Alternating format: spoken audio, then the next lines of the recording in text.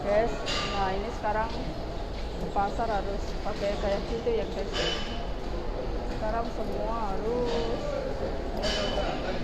pakai gini, kalau enggak itu ya. Guys, assalamualaikum warahmatullahi wabarakatuh. Jadi di belakang saya itu guys ya. Nah itu sekarang banyak sekali harus ini ya guys ya. Harus apa itu, kalau masuk ke pasar sekarang harus pakai itulah, pakai HP, nunjukin udah vaksin belum. Kalau enggak ya pokoknya harus nulis gitu loh ya. Itu guys, sekarang di pasar harus kayak gitu ya.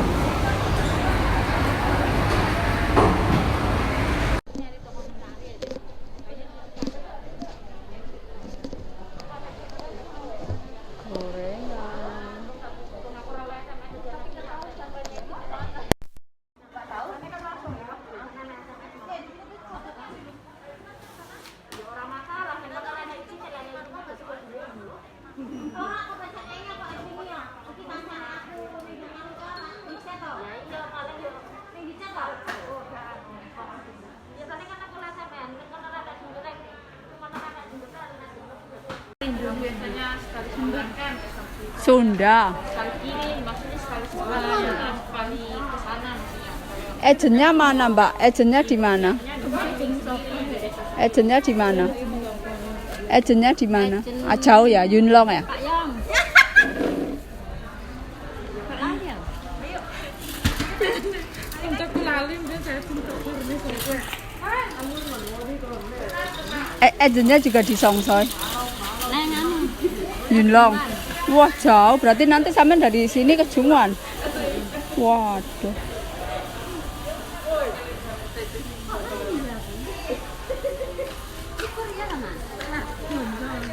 Bingung kamu ya. Aku.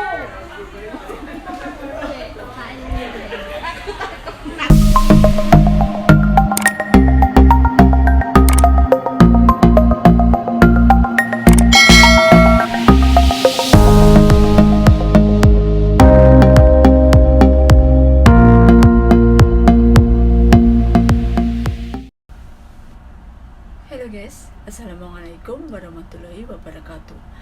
Nah ini sekarang per 1 November 2021 Hong Kong mengeluarkan peraturan lagi, dan bahkan ada aturan lagi untuk vaksin dosis ketiga. Di saat Arab Saudi sudah free masker, sudah menghilangkan long distance, bukan long distance relationship ya, apa itu apa itu jaga jarak itu udah hilang di Arab Saudi. Bahkan di London karantina juga udah nggak ada. Di Hong Kong malah semakin ketat. Nah sekarang bahkan untuk ke pasar itu harus gini guys, harus download kayak gini nih. Nah gini nih ya, kok. Nah pokoknya intinya itu namanya home safe live gitu ya. Yang ya ini nih. Pokoknya aplikasi ini. Nah misalnya kita kemana gitu ya, ke supermarket atau ke mall, terus harus pakai scan itu, terus suntik vaksin kita itu piagam sertifikat vaksin bisa dimasukkan di sini. Nah sekarang Hong Kong itu guys, tambah ribetnya itu setiap ke pasar sekarang itu harus tut gitu ya, pakai HP itu, pakai aplikasi itu. Nah itu yang apa ya, yang kasihan itu para lansia, bahkan anak bayi pun harus tut. Ya masa misalnya bayi di bawah umur 5 tahun emang udah harus punya HP. Ya kasihan orang tuanya kan. Kalau terus ada itu kan juga para lansia itu kadang kan HP-nya nggak HP Android gitu ya, nggak HP kayak kita gitu, HP-nya HP biasa. Nah gitu harus catat. Nggak tahu ini Hong Kong itu semakin ketat, bahkan karantina juga harus, bahkan setiap karantina itu bayarnya sekitar $10.000.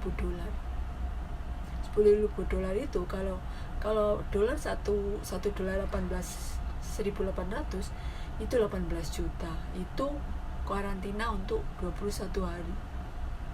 Ada yang bayar 10.000, ada yang bayar 8.000. Itu yang bayar siapa? Ya yang bayar yang orang datang masuk ke Hong Kong. Kalau TKW ya TKW-nya sendiri. Sekarang itu ribet, malah semakin ribet ya.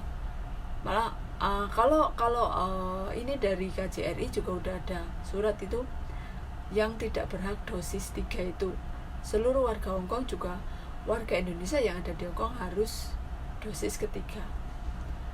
Walaupun ada peraturan yang tidak harus, itu harus yang itu biasanya punya penyakit berat atau lansia atau bayi. Aduh, saya juga nggak tahu ini, tunggu perintah nanti bos saya harus suntik vaksin ketiga atau enggak. Kenapa Hong Kong semakin ribet gitu ya? Oke guys, di saat yang lain sudah mulai reda, malah di Cina ada virus baru lagi. Di Hong Kong juga ada virus baru lagi. Kayak dulu itu ya, flu babi, flu dari unggas, flu dari ikan. Aduh, sekarang semakin pusing menurut saya ya. Bahkan gara-gara corona itu, pasti kalian tahu ya yang jaga anak gitu. Kemarin aja udah 1 tahun itu anak nggak sekolah, Hong Kong gitu ya. Terus sekarang memang udah sekolah September kemarin. Hong Kong kan tahun ajaran bulan September. Nah itu pun sekarang sekolah berangkat jam 7:30, jam 1 udah pulang.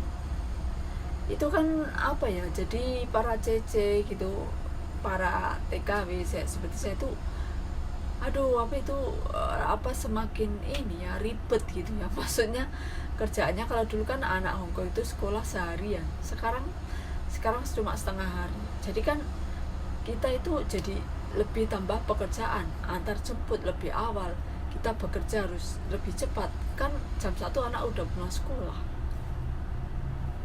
Yang ribetnya lagi masker. Aduh, sudah bosan ini guys ya, udah 3 tahun. Sebenarnya udah mau 3 tahun, masa mau masker terus.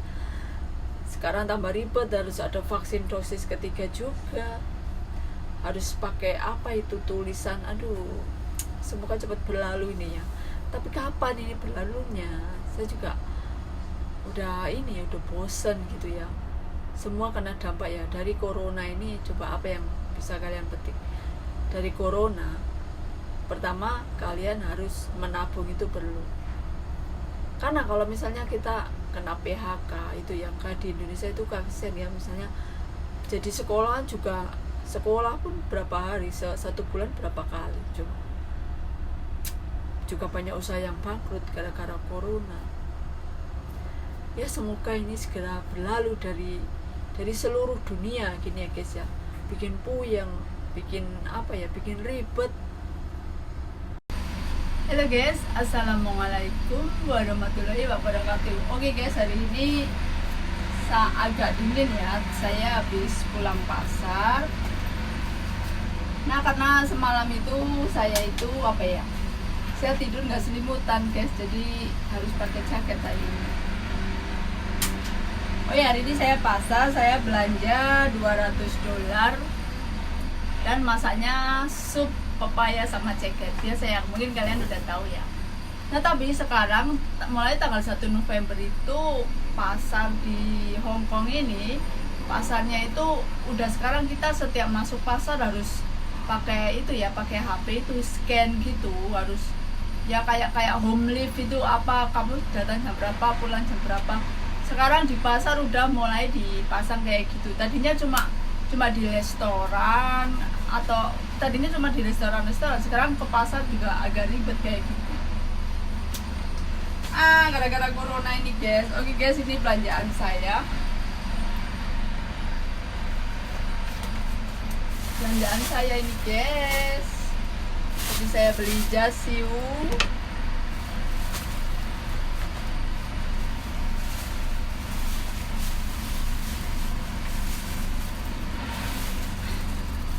Beli tomat. Aduh, beli banyak sekali guys. Ini gorengan. Ini buat sup. Ini telur, karena stok telurnya juga udah habis.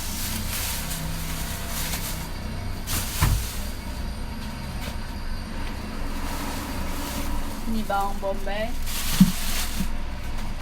Dan ada ceker. Ada chicken wing. Banyak. Oh ya guys, tadi itu di pasar ini ya, apa itu? Ada anak itu ngebreak itu apa ya? Ngebreak itu memutuskan hubungan kerja, bukan hubungan pacar. Makanya mungkin dia nggak betah atau kenapa gitu.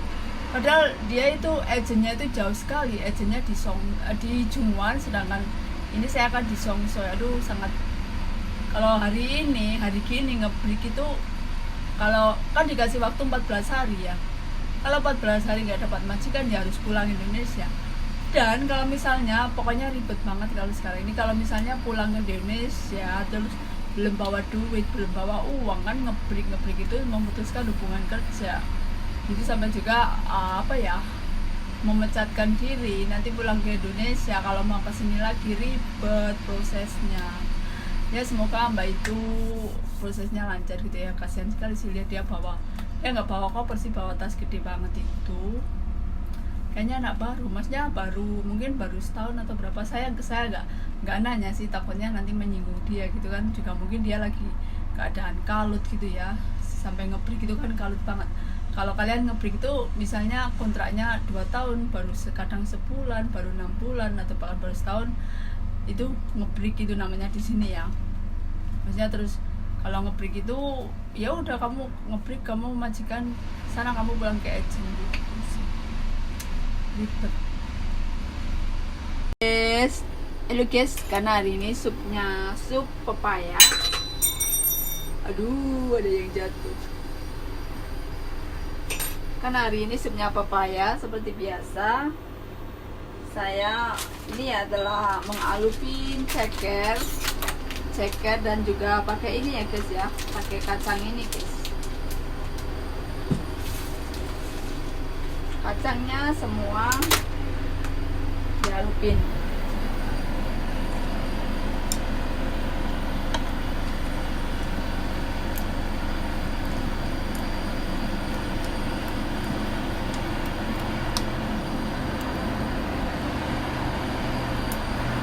Dialupin sebentar saja.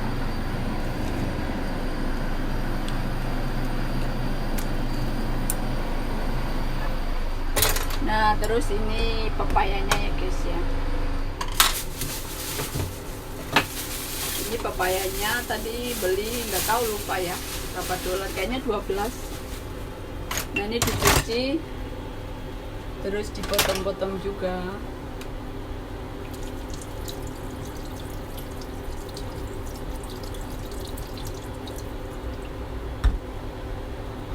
Itu kayaknya kacangnya itu udah guys, ininya taruh sini.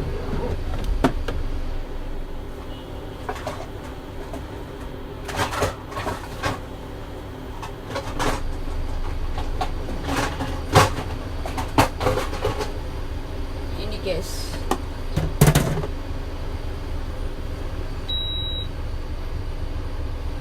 nah ini guys,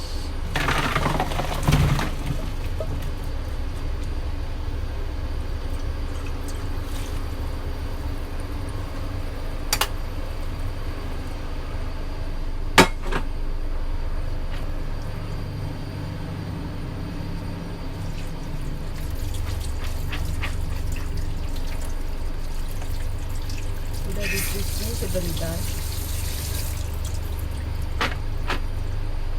Terus taruh di panci yang gede.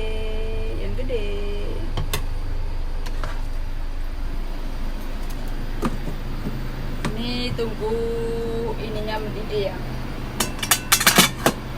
Tunggu airnya mendidih, ininya dicemplungkan sini. Saya besarkan apinya.